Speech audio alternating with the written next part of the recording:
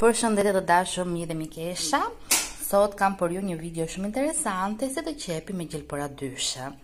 Kjo është paketa e gjilpërës dyshe për ato gjermanët, Grotzbeckert, dhe është numri 3090.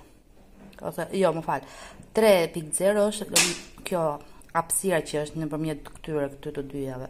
Pra kjo hapësira mund të ndryshojë, prandaj ky numër parë tregon këtë.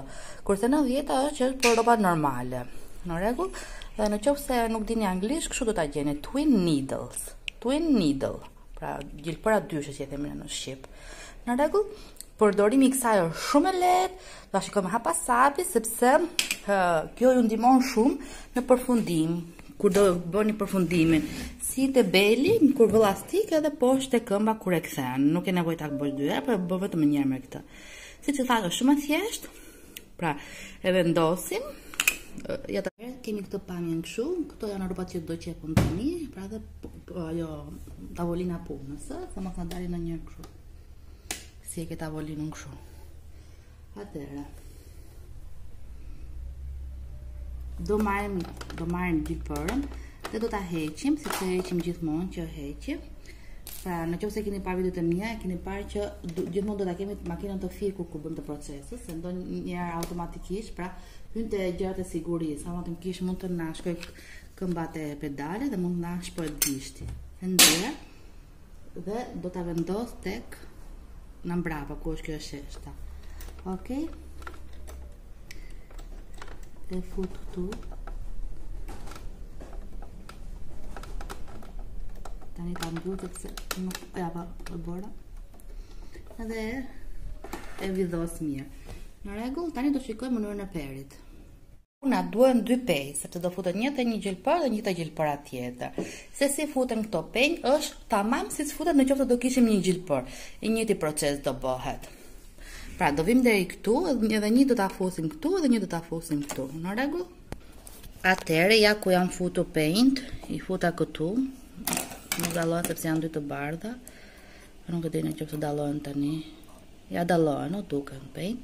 Atëherë, pse nuk e bëra kështu? Nuk e bëra sepse të merr shumë kohë të vej këtu dhe nuk doja që t'ju harxoja shumë kohë duke parë. Pra, njësoj. Pra, mora peu si gjithmonë. E kalova këtu. Te numri 1, pastaj te numri 2, 3 e me radhë, i keni të makina të shkruar. Dhe ajo këshilla që do t'ju jap është që ta vendosë një herë këtë anën, një herë këtë anën.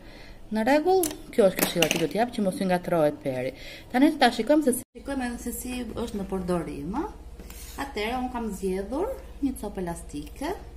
Tregova edhe kur të çova që kam bler, është jashtëzakonisht shumë e bukur për mendimin tim. Dhe tani e them se kemi do kthejmë na brenda. Na brenda para sepse kemi elastikun këtu dhe da qepim kështu. Në rregull, pra, do ta kthejmë edhe do presim, do qepim këtu nga lart. Ja ta shikojmë. Pra do jemi tek e drejta, tek vija drejt.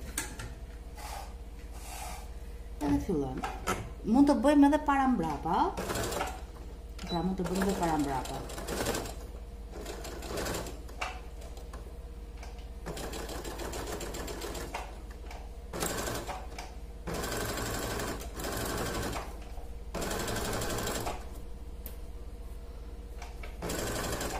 Do presim se vetëm sa për demonstrime duam.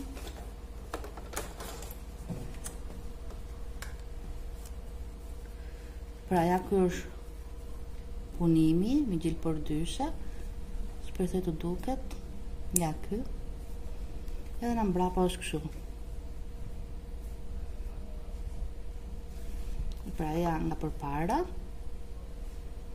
Pra gjithmonë, pra këtë, nëse do kishim fundin në poshtë, të qepim dhe e lëm kështu, nuk ka nevojë të bëjmë një herë. Pra, është shumë komode për ne që qepim shumë. Në të njëjtën punim mund bëjmë edhe për lart kur do bëjmë të kthimi siç e thash elastiku, po ja ky është, edhe një herë tjetër. Pra mos e keni frikë, nuk është ndonjë gjë për të pas frikë, vetëm do ushtrim, edhe këto fit mos na ngatrohet. Më falni. Pra edhe një herë e vë si normale dhe hepëm kaq.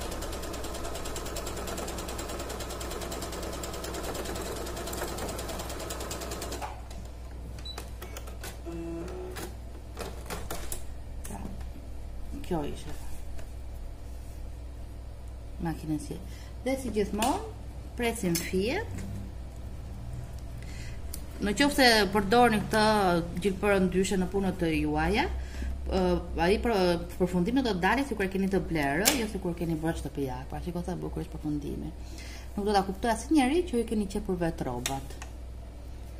Nuk ju ngelet vetë të bëni ushtrime dhe ta përforconi dhe ta bëni sa më mirë. Në qoftë se ju ndihmojnë këto video të mia, mos mburoni të jepni një like dhe të na shkruani te kanali dhe të na japni dhe sugjerime se çfarë doni të shikoni. Në rregull, faleminderit dhe miru dëgjofshim.